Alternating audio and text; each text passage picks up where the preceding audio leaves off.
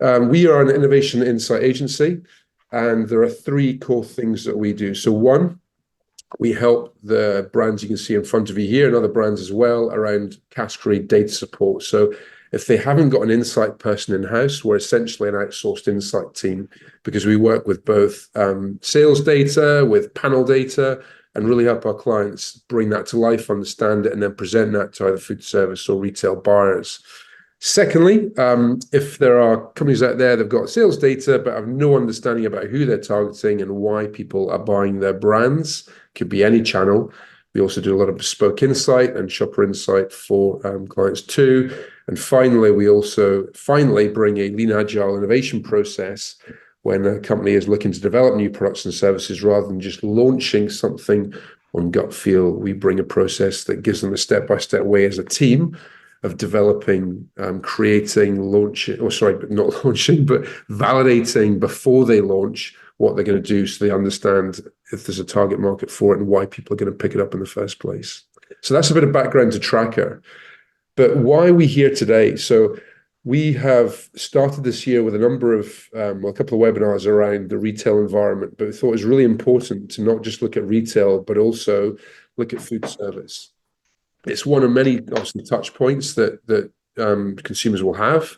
So either whether it be on the go or whether it be eating out, but really important to not just understand what's happening in the store environment, but actually what's happening out of home as well. And that's important from an innovation point of view, because if we're looking at launching something, it's understanding the kind of moments and touch points our brands can have with consumers. And that can be across several elements, whether it be different motivations people have got, whether it be occasions, looking at behavior, attitudes, perceptions towards different venues, or even different brands and products, and also just understanding who you're targeting, whether it be their age, their life stage, et cetera, et cetera. So really important to think about food service in conjunction with retail. And why is that? Because they don't behave in isolation. So if you look at the on-trade, and we did a bit of research around craft beer shoppers in Scotland, but it's actually out of home can be a great starting point to actually crossing over to retail. So for example, here in the on-trade, we asked, how does the beer you drink in a pub bar influence what you buy to drink at home, i.e. from the supermarket? And actually there's quite a high correlation of people that if, say if I like a new beer, I try in a pub or bar, I'll look for it in the supermarket. And actually only 18% are not influenced by the on-trade. So there's a real importance there of a touch point when it comes to out of home and relatability to in-home. And the lines between food service and retail are blurring. So, more and more we're going to the store and seeing food service brands in there, whether it be Pizza Express, Nando's and sauces, obviously Costa in the hot drinks aisle. We've got more ready-to-drink cocktails coming in, again, replicating the experience maybe you get out of home, obviously not quite, but trying to do that. Guinness in terms of making sure people can you have the same experience of pouring draft beer as they get out of home. M&S in terms of a kind of more gastro range, etc. And also just, again, Pizza Express, but not just with pizzas, but looking at particular meals as well in Italian. So more and more we're going into store, and more we're seeing those kind of food service brands experiences being trying to replicate it in there. And that's relevant to wider categories. So if it's not just meals, it's also looking at potentially snack brands. So we did a lot of work with Mitsuba, who are an existing global brand that bring kind of Asian-inspired snacks to different countries, but big in Europe. We're also looking to get into GB now.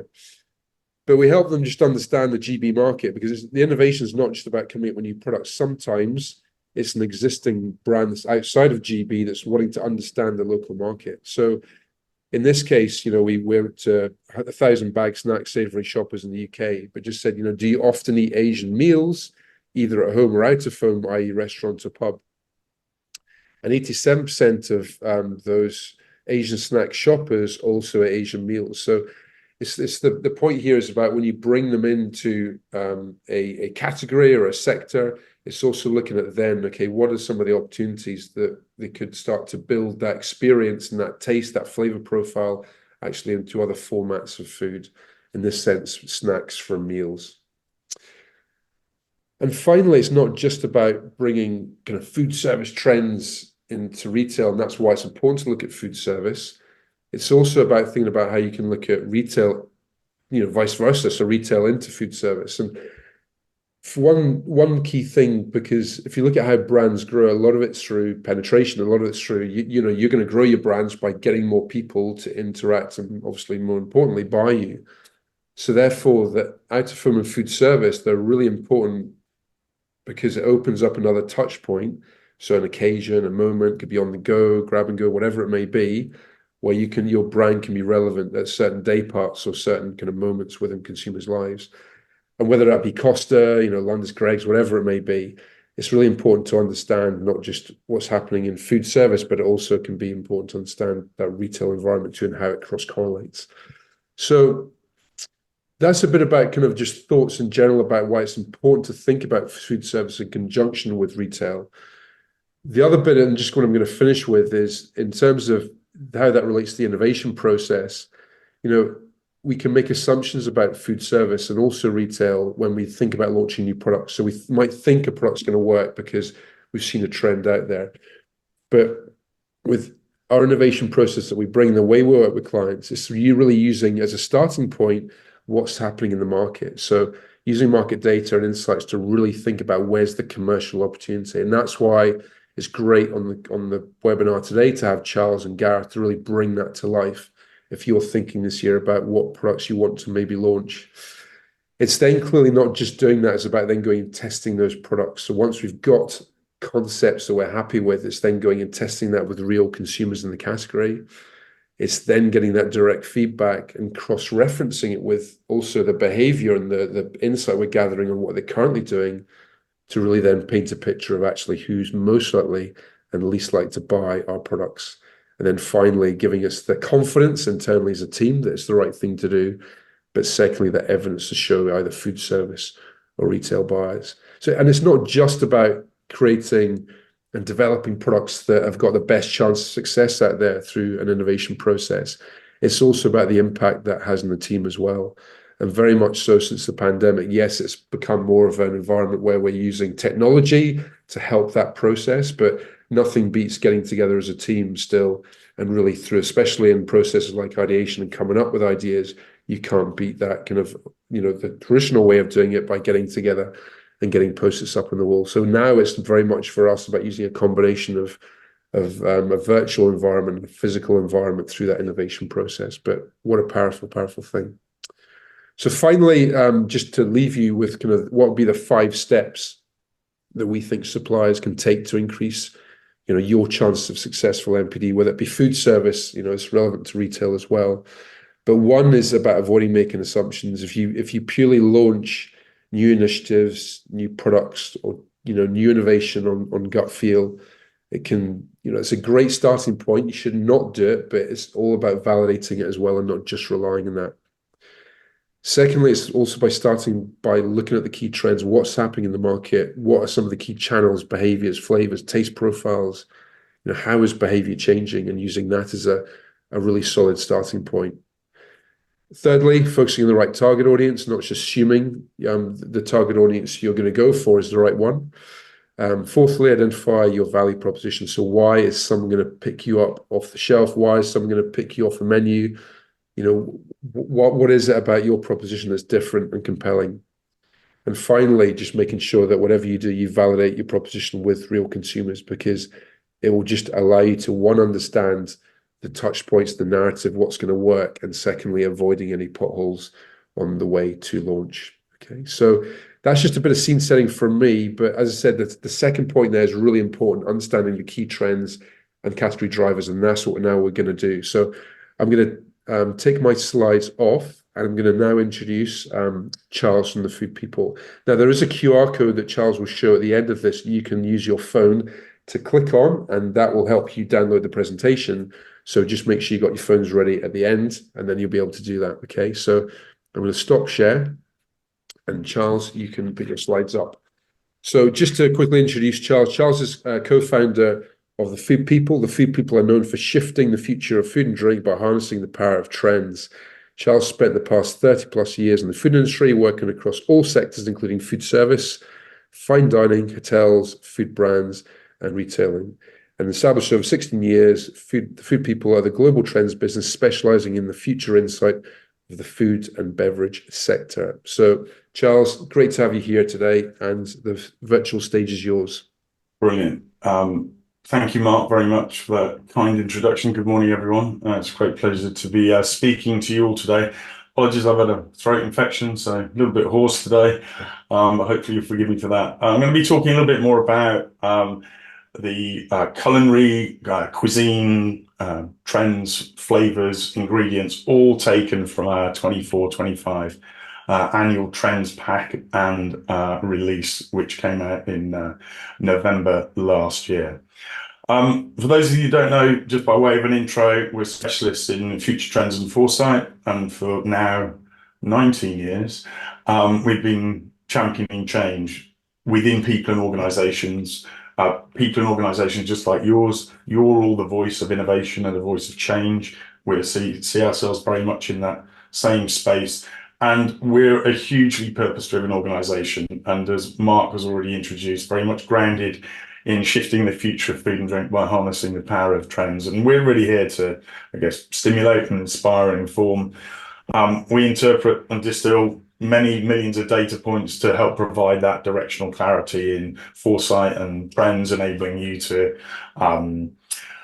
shift your business, category, channel, industry into a future space. A quick moment on how we do that. This is a very complex slide. I don't expect you to read it all, but really evaluating and acting on what the future holds, I think we can all agree is critical, and baking that into your strategic planning, your brand and innovation planning to maintain competitive advantage and risk mitigation is absolutely key. And really our expertise lays in the identification of those themes and patterns and shifts in behavior that anticipate that change and why it's happening. And we do that through this IP-based research methodologies that we've developed over the last 19 years to decode millions of qualitative signals across the world of food and drink. In essence, it's about overlaying human intelligence with big global data. This is the space where over 28,000 hours a year, I think it is, meets over 500 years of human intelligence and to make sense of the future trend horizon. And our space is very much about being ahead of the curve. And just there's a few trends that I've just plotted here. The wiggly lines represent the trends themselves. This is normalized internet search and social search data. The roundels are when we first started talking about them. So as an example, I'm going to talk a little bit about cuisines today. We first started seeing the first signs of West African cuisine emerge in about 10 years ago, in 2014, Korean in 2012 as an example, just to give you an idea of where our kind of expertise lays. So it's about putting it on the map, getting you thinking about those trends and the manifestations of those and how it will influence your business going forward. That's really our space. Wanted to start big picture. It's still quite unstable out there, but I think there are plenty of reasons to be optimistic. There's absolutely a level of confidence that's returning. The signs are that inflation is subsiding, therefore the possibility of interest rates falling. However, we need to balance that, and I don't want to be a doom-monger, but as we approach the end of Q1 2024, there are quite a few factors that could send shockwaves across that confidence. There's a lot of instability in the world, conflicts affecting not only sentiment, but also commodity supply as well. Interest rates perhaps not falling as quickly as we expect. So all of those macro factors show no sign of abating just yet. Yes, they're absolutely becoming normalized, but they're unlikely to change over the next couple of years. So cost of living is a really good example. No one really wants to talk about cost of living at the moment, but the reality is that prices are still 23-24% higher than they were a couple of years ago. So it's a very real issue for many people in the way they interact with food and drink, but it's become a bit more normalized. So really the watchword for probably the next couple of years is about agility, being prepared to move, respond, adapt quickly if those trading headwinds, you end up facing into those. And just to unpack that, I guess, a little bit further, those of you that have seen any of our trends content before, we like to, on an annual basis, come up with one global driver, a couple of words that really characterizes the trend and foresight space that we're in for any particular year. And any of you that saw last year's will have known that we call that under pressure. So that was us all very much rabbit in headlights, what's happening to the world. This year, we're moving much more into a space that we've called adapt to thrive. We're seeing that new resilience emerge, starting to harness that knowledge. Things are becoming more normalized, applying smart technology, adapting to those tensions around financial constraints, Western health crisis, doing the right thing by the environment. And this is sort of reinventing the way that not only we live our lives, but the way we think and interact with food and drink, and sort of incorporating those adaptations that we now begin a less shock, and we're starting to accept them a little bit more. So we're emerging stronger. This year's global driver is called Adapt to Thrive. Gareth is going to talk about sector performance a lot more, but just two quite useful contextual slides from IGD Economics, looking at the out-of-home sector. So out-of-home is recovering. So this is sales volume going back in time and the prediction forward, but it is recovering quite slowly. You can see there are three different actual in the purple, low growth, medium growth, high growth predictions going forward. They haven't actually confirmed their 2023 data just yet, but it is recovering, but slowly. But the volume is the challenge, particularly post-pandemic. So post-pandemic, hooray, we can all eat out. Then lots of, I'm going to call it recessionary influence. We could have lots of debate about whether we have or haven't been in recession. And it's that influence that can be quite hard to shift. It very often lasts a lot longer than the recessionary influence itself. Just bear with me, I just need to cough.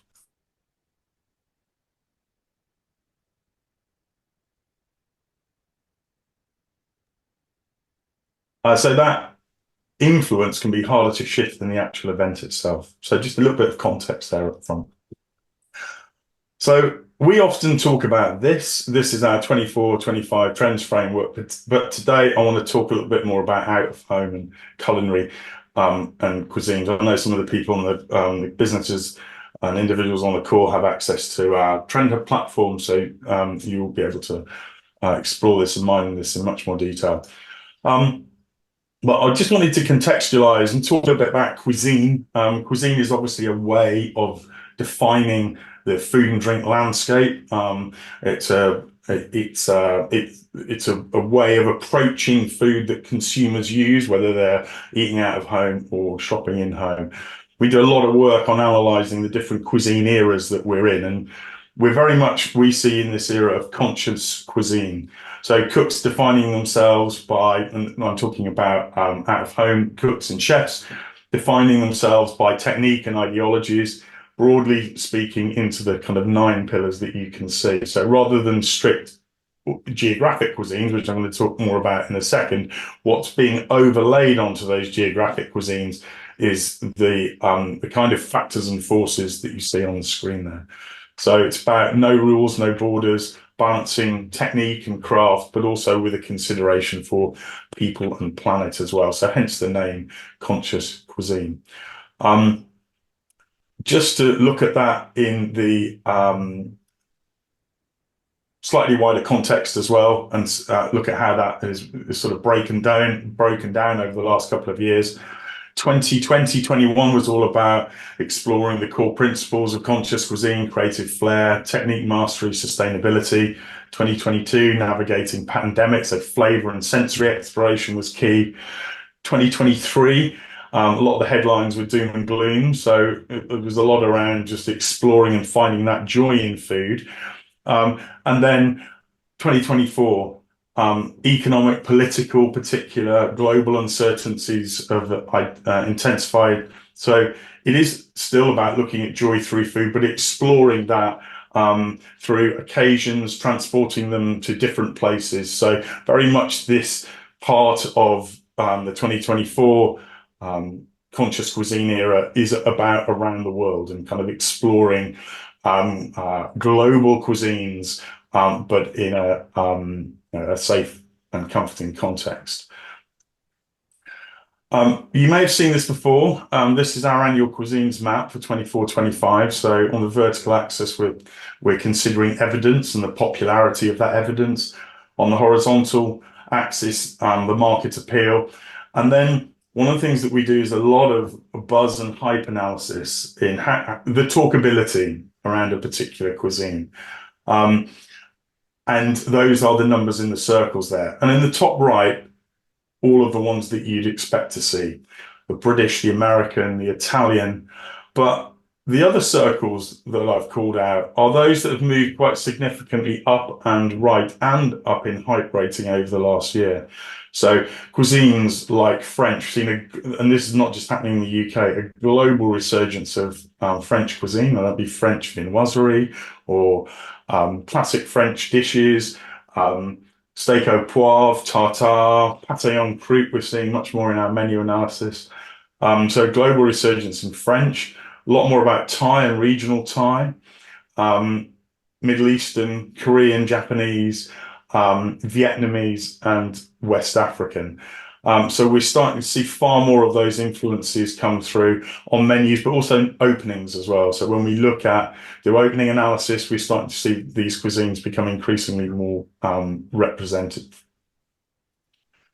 We also run a 4-year longitudinal tracker where we're asking people what they eat in the last month. This is not just for food service, I should say. This includes all eating out occasions. And you can see the advancements have been in the last 6 months in the green. And generally since COVID, we've seen the repertoire expand to include global cuisine. So that's where we're mashing perhaps familiar favorites with cuisine influences from another geography. So that might be an Indian-inspired fried chicken as an example. Spanish, Japanese, Middle Eastern, Mexican, and Thai. So that's how we've seen since post-COVID, where it was much more about Americana and Italian and British. And don't get me wrong, they're still the mainstay of that. But this chart was much more biased up towards the left-hand side in COVID. And what we've seen is, as we've come out, we've started to explore cuisines. And it's adults 18 to 35 living in urban areas that are driving trial in those less popular cuisines or less popularized cuisines. So lots of opportunity, I think, in the tail of this graph, because it's fusing almost the top with the bottom where there is an opportunity.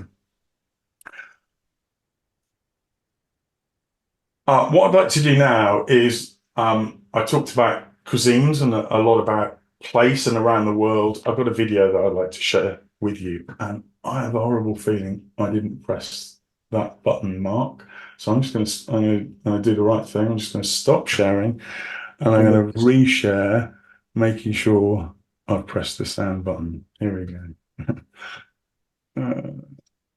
Right, hopefully it's going to work now.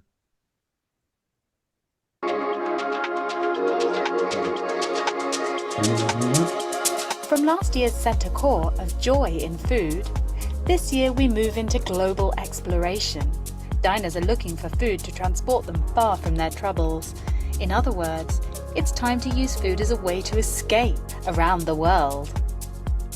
Italian remains a forever favourite, and diners can't get enough of authentic regional dishes and comfort foods. Think mortadella, pasta alla norma, gnocco fritto, and panzerotti. Look out also for contemporary and American Italian dishes, like meatball marinara sandwiches and pepperoni cups. And for dessert, tiramisu, maritozzi, pastiera, and bombolini.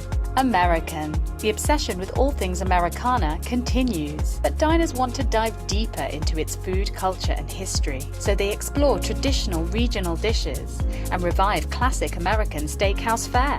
There's also a surge in diner concepts, serving simple classics like hot dogs, club sandwiches, grilled cheese, and tomato soup. And finish with a slice of pie, of course. Mexican cuisine is vibrant and diverse. Corn is a mainstay, for instance, but who needs tortillas when you can have tostadas, flautas, or tamales? There's so many regional specialities to explore. like the complex addictive mole sauces of Oaxaca. And then there's something for everyone, whether you want heady home-style stews or fresh seafood tacos and zingy aguachili. Indian. While there's bottomless appetite for Indian takeaway favourites like tikka masala, diners want to explore the regional cuisines of India and eat their way around the map with Kerala fish moali, Chettinad pepper chicken, Hyderabadi vegetable curry. The list goes on.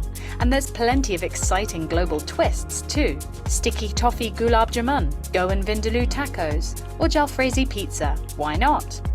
Chinese, from Cantonese char siu to Sichuan hot pots or Shaanxi noodles. There's something for everyone to explore in Chinese cuisine, and a new wave of chefs take a contemporary approach, drawing inspiration from unexpected global influences. Then again, if old-school takeaway favourites are more your thing, there are also chefs reimagining the likes of sesame prawn toast and shredded chili beef. Southeast Asia. Diners are transported by the cuisines of Southeast Asia. Thailand and Vietnam are established favourites, but biting at their gastronomic heels are Indonesia, lauded for satay and sambal, Malaysia, with cult dishes like rendang, nasi goreng, and kway teow, and Singapore, whose famed hawker centres are a melting pot of cuisines. And Filipino cuisine is shining too, with dishes like lechon, adobo, longanisa sausage, and halo halo. Japanese. Japan is so influential that miso, yuzu, katsu, and gyoza and more are global staples. So now cooks delve deeper. Some explore Japanese barbecue and izakayas, and others take an irreverent fusion approach to classics like sushi and sashimi. Also getting a new lease on life is tempura, as chefs experiment with ingredients, and even dedicated tasting menus. Also look out for a resurgence in omakase dining. Korean. The Korean food craze continues. Leading the charge is kimchi, which features in everything from dumplings to bibimbap, and we can't get enough of Korean barbecue, lapping up bulgogi, galbi, and more, with a dazzling array of side dishes. Meanwhile, fiery gochujang is king in dishes like kimchi stew and spicy rice cakes. And always leave room for comfort, as corn dogs and fried chicken go from strength to strength. French. With diners leaning into comfort, French cuisine is enjoying a global renaissance. In particular, simple rustic bistro and bouchon fare. Think steak frite, rotisserie chicken, pâté en croûte, gougère, croque madame, all washed down with a Beaujolais. And of course, patisserie and viennoiserie staples like croissant, millefeuille, quinoman, cannelé, madeleine, and eclairs. Mediterranean. The inclusive Mediterranean approach is in, as diners look to relaxed eating occasions that give them holiday vibes. Spanish tapas are a draw, like anchovies, gilda skewers, and croquetas. So too are Greek staples, like souvlaki, gyro, and spanakopita. And though it doesn't technically have a med coastline, Portugal shares the same climate and wins diners over with the likes of piri-piri chicken and salt cod fritters. Middle East. Flavours of the Middle East continue to influence the culinary landscape. Meze is a key draw for diners, with the picky bits appeal of pickles, cheese, bread, salads and dips. Meanwhile, ingredients like za'atar, toum, preserved lemon, saffron, tahini, sour cherries and pistachio are used ever more widely, elevating everything from roast chicken to chocolate brownies. West Africa. The cuisines of West Africa, including Nigeria, Ghana and Senegal, are emerging as players on the gastronomic scene, from street food to fine dining. Leading the way are cult dishes like jollof rice and suya, the addictive meat skewers that garner cult status. Diners are exploring these, as well as the delights of other regional dishes like pepper soup and akara fritters.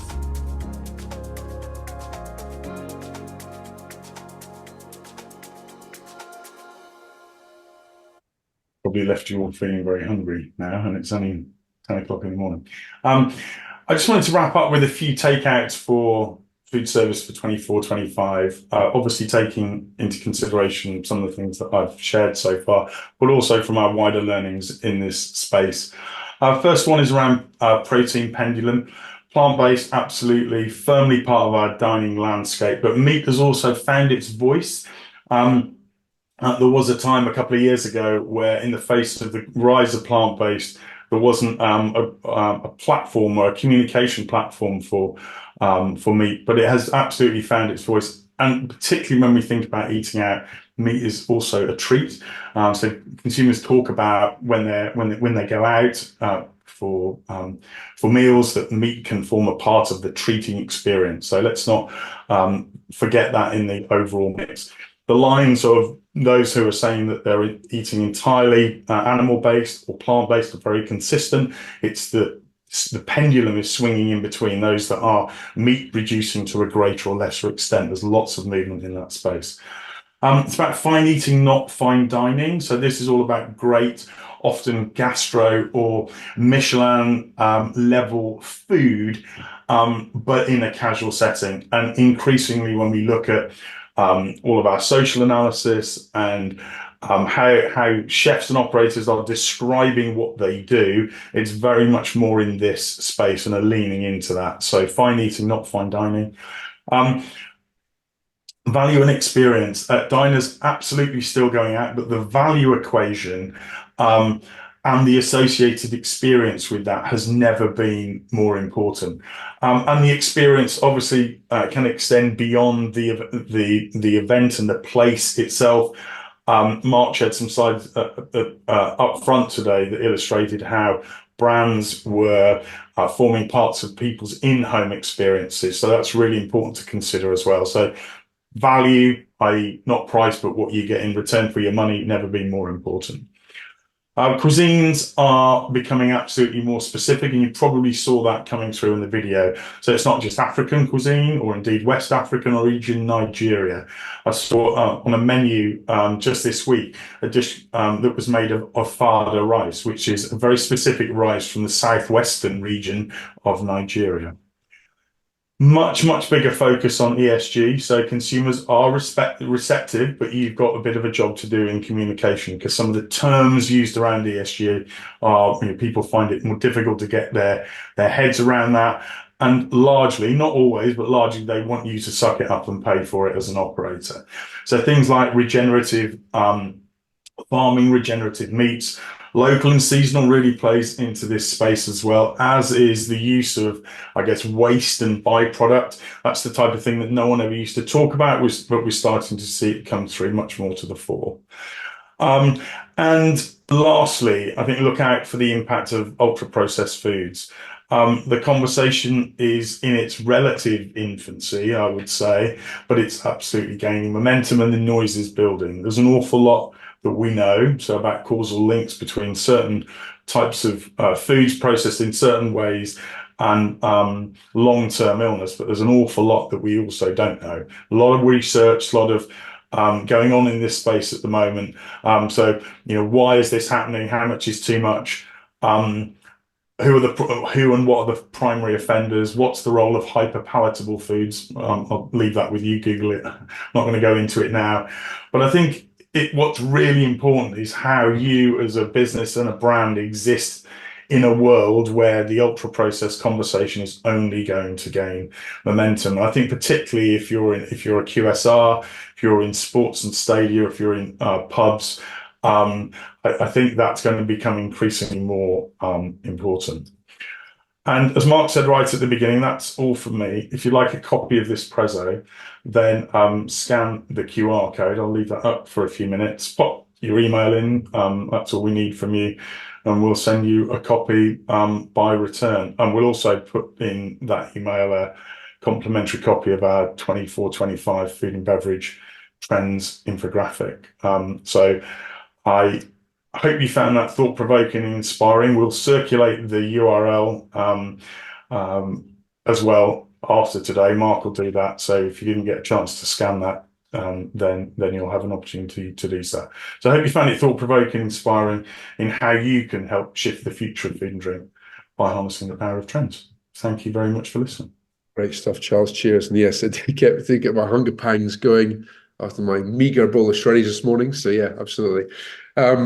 So thanks a lot for that. It's brilliant. That leads really nicely on now to Gareth. We'll talk more about some of the behavior, the trends, the channels, etc. So Gareth, if you want to put your slides up and I'll just introduce you. So Gareth has over 15 years of experience in out-of-home food and drink research and insights, specializing in understanding consumers, tracking their behavior, and ultimately helping clients to take action, ignite innovation and business growth. So for the last 4 years, Gareth has spent his time at NPD Group, which recently merged with IRI to become Circana, the leading advisor of complexity and consumer behavior. So at Circana, Gareth heads up Snap My Eats, the new consumer receipt panel, which is a gold standard for tracking and analysing purchase behaviour across UK food service. So first time I've actually seen this kind of data, so really intrigued, Gareth, and take it away. Very much, Mark. Thank you for having me today. Yeah, that was really interesting listening to Charles there on food trends and more the product side of things. So our Circana day-to-day is more around the market and the consumers themselves. So hopefully that will work well alongside what Charles has already presented. Mark's already teed this up, but I work for Circana. Who are we? Well, we previously may well have been known to you as NPD Group or as IRI. It was actually our first anniversary just last week as a brand, as a total Circana brand. So exciting times here. In terms of what we do, we say it's not complete unless it's Circana complete. We have a host of different services across food service that are all going to be used for my presentation today. CREST, first of all, is our main source of market measurement. Really, it stands for Consumer Reporting of Eating Share Trends. This is really our main source of getting to market sizes, structure, trends. It's a big survey with lots of information about the occasion as well. So who eats what, when, motivations, reasons for their choice of where they go, what type of promotions they might be using, and all sorts of other information about the occasion. And that's from a representative panel giving us about 100,000 transactions in Great Britain every year. And it's actually not just limited to the UK. We track 13 countries globally, or the biggest and most strategic markets across the world with CREST.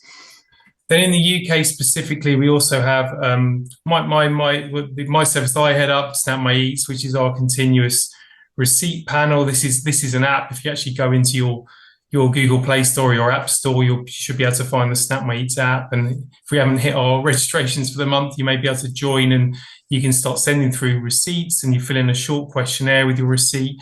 And this gives us data on, again, food and drink in the out-of-home market. So we can really granular analysis through the receipts of products, the prices of the specific products, and any promotions and LTOs that might appear on the receipt. With Snap My Eats is a longitudinal track, as this is the same people we're tracking all the time. So we're tracking their penetration, frequency, their loyalty, share of wallet, and so on. So this really adds to what we already have from the CREST continuous survey. On top of this, we do consumer sentiment surveys regularly throughout the year to get more information on consumer attitudes, perceptions, thoughts, feelings around their, the general environment, but also around their food service behaviour, how confident they are and what's driving them. So a bit more attitudinal information. Again, there'll be some of this in the deck today that goes well with the behavioural data from our CREST and Snap My Eats services. And then we have a fairly new service now called Future Of as well, which doesn't just look back, but looks forward. We do 3-year forecasts twice a year, not just on the total food service market, but by the different market segments, occasions, so day parts, different ways people are ordering, and also on some of the major food and beverage categories being bought. So a whole suite of solutions that we have, and again, you'll see little bites of them in the presentation today. So for most of today's presentation, I'm going to be using our suite of tools to look back at 2023. How did the market perform? What changed? How consumer behaviour changed? And so with that, trying to identify what the key opportunities are to target in this market right now. So this is a measure tree, if you like, from our CREST and Snap My Eats services, looking at the key market measures and what's driving the growth in the market. And you can see there is really strong growth still in this food service market. In the latest year versus, so 2023 versus 2022, we saw double-digit 10% growth in spend in the market. So really strong value performance for food service. But if you look at what's driven that, the key driver has been the amount people are spending per visit. And if you look below that, you can see the big driver of that has been price. So it's still price inflation and people paying more that's leading to more being spent per occasion. And that's what really the key driver of the overall value in the market.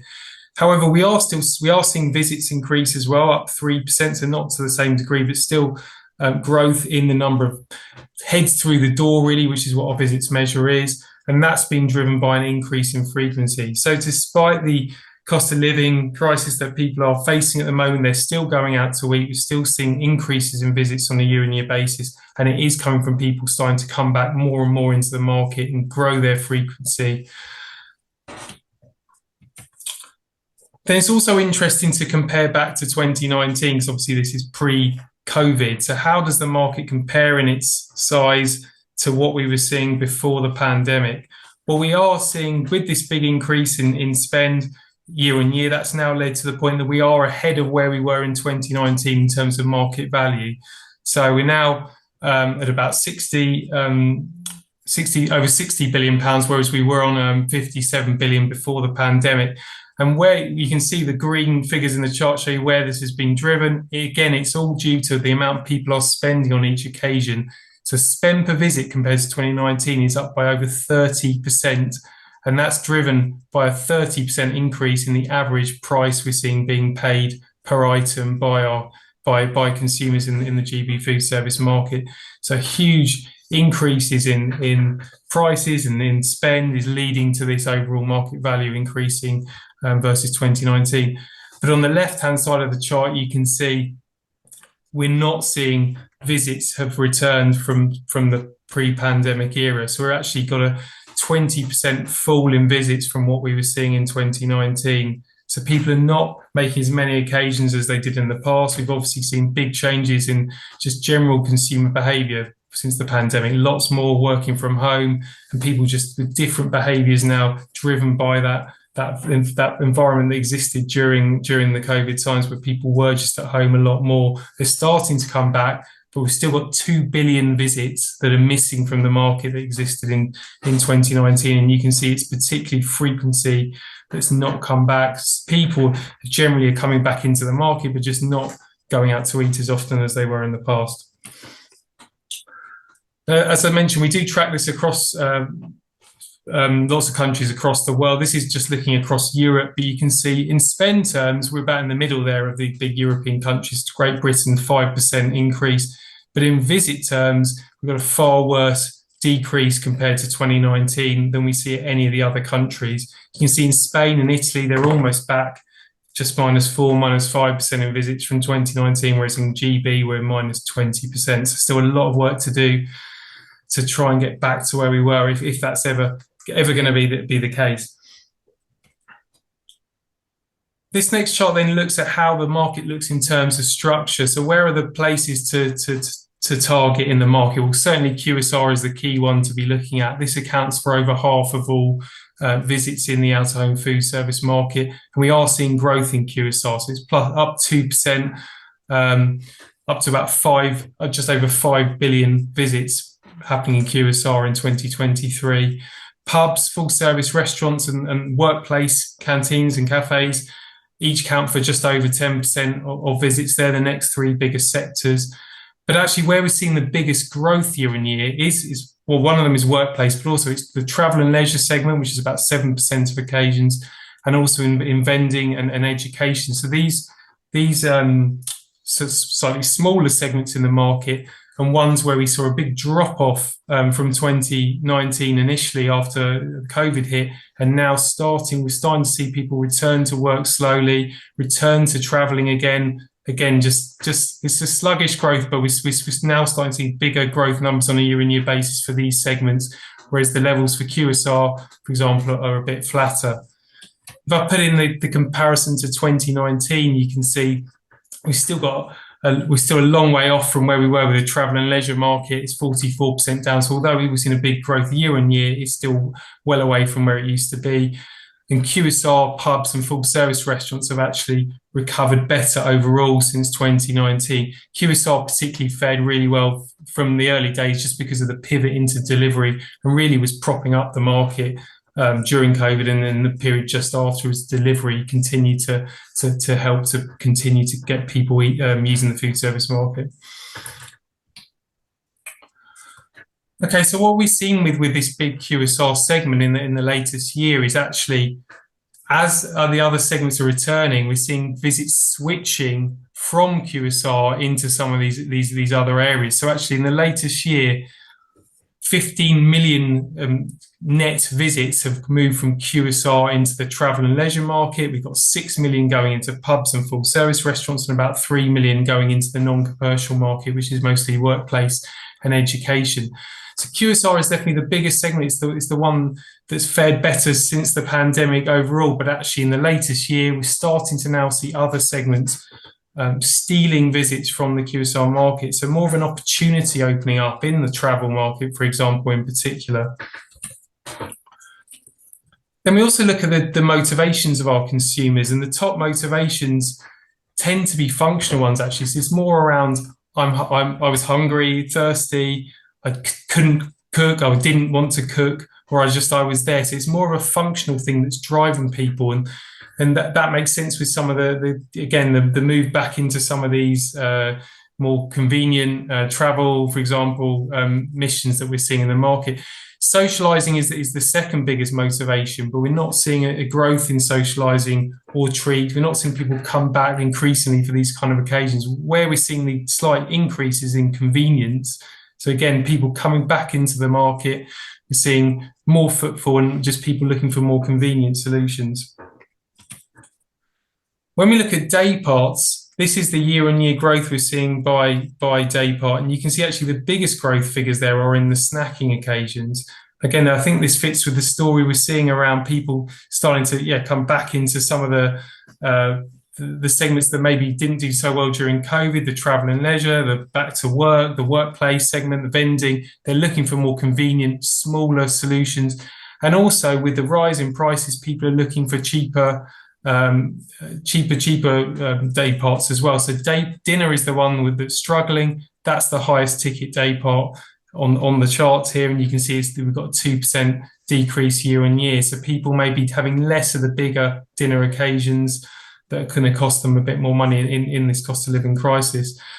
When we look back to the comparison to 2019, you can see actually though dinner is the one that's come back strongest, and that's because again delivery was a key component that kept dinner going during COVID times and has continued to prop dinner up. But when we look at delivery and the comparison to on-premise and the visits growth that we've seen for both, what you can see in the purple bar is on the year-on-year basis, delivery visits are now starting to drop off. The pink bar shows the change versus 2019, so you can see delivery performed really strongly since COVID as people pivoted into that type of occasion. But in the latest year, we're starting to see people return to on-premise occasions. So you can see on-premise there actually up 10% versus last year, whereas delivery, as I said, is down 2%. When we look at what's happening with delivery in the switching side of things, you can see versus 2019, there was a lot of visits being switched into delivery. So 16 million on-premise visits, 16 million carry-out visits, and some drive-through visits, all switching into delivery. But since last year, we're seeing a lot of that being switched back out of delivery again, particularly into on-premise. So over 20 million delivery visits suddenly switched back into being on-premise visits. So although delivery is still much stronger compared to where it used to be pre-COVID, we're starting to see growth in it stall a bit, and people are returning to other types of occasions. In terms of demographics, we're starting to see a bit of a change in who's in the market and where we should be targeting. So the big change we're seeing at the moment is, particularly with prices going up and the cost of living crisis, it's families and it's the younger people who are most heavily impacted by that. So we're seeing less visits among those groups, and where we're seeing stronger increases are particularly amongst 25 to 49. So your older Gen Zs, your younger millennials, people who've maybe got a bit more money in their pocket because they're working and they're getting back out to the workplace as well. So they're back out and about visiting more. The people are still looking for saving strategies with the prices going up and with the problems with cost of living. And the biggest way we see in terms of saving strategies inside the restaurant is deal seeking. So over 2/5 of people are particularly looking for promotions. We're also seeing people look for combo offers, skipping expensive items, skipping some of their add-ons, and reducing their alcohol consumption. But the big saving strategy seems to be promotions, and it's really important to think about how you can target people with deals. And price increases are having an impact on people. 41% of consumers say they've got a shorter list of bars and restaurants than they used to. And over half of consumers are expecting, despite the price increases, better food and better services. So although we're seeing people being expected to spend more for items, they're expecting much. They're along with that, they're expecting more from it. So it's important we make sure that we get there, that we meet their expectations. Now, we segment our consumers into four groups: foodies, people who say lazy, so these are people who say they prefer to cook at home; hedonists are people who like to go out mainly for special occasions; and then those who are selective or demanding. And the group that's really in growth is our foodies. So this just shows again that there are lots of people out there who are looking looking for something new and looking to eat out. We are still seeing growth in the market, and it's particularly coming from these people who want to get out and about in this way. Now, health has been a key theme for many years, and there's been sort of in recent times a thought that with COVID, is this maybe a trend that's dropping off a little bit? But actually, in our data, what we're seeing is that there's still a really strong demand for healthy products. We've got 45% saying they have the same healthy approach in and out of home. Now, we often ask the question, are people just trying to be healthy in home, but maybe they're more likely to treat themselves out of home? But actually, people are looking for health in both markets. And actually, the people who say healthy choices are not my priority in or out of home is only 10%. We've got 90% who are looking for healthy food. And there's a demand for veggie food as well, so vegetarian and vegan food. Although the share of actual vegetarians and vegans in the market, in the population is small. It's only about 6% and 3% respectively. That's not data on this slide.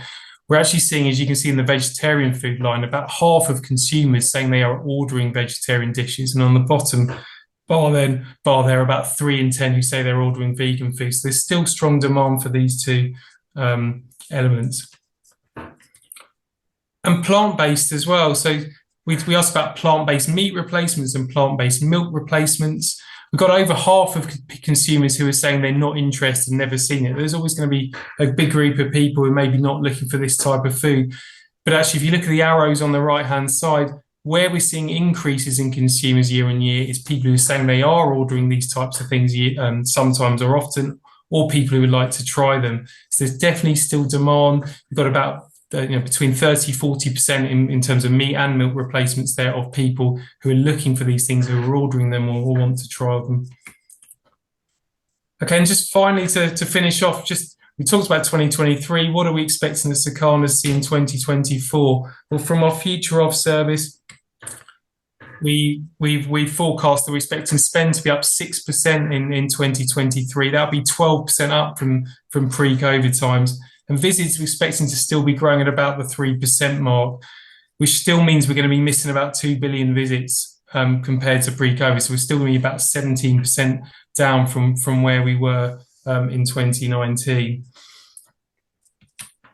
So it just leaves me to summarise, because I know I'm low on time here. So what are the key areas of focus and opportunity for food service? Well, first of all, the market is in double-digit sales growth. So this is a really strong place still to be looking to target in general the food service market. And increasingly, we're seeing these foodie consumers in the market who are looking for something new. So the opportunities for NPD are definitely there. That's the first point. In terms of where to target, QSR is definitely the key segment, accounting for over half of visits. But we're definitely starting to see some recovery now in contract catering, vending, travel and leisure.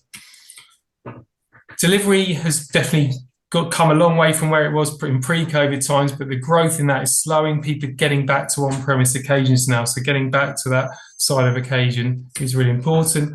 And what people really want when they're eating out is more of functional needs to be met. It's more around just getting the food and drink quickly, efficiently, and easily into their hands. And convenience is growing in importance.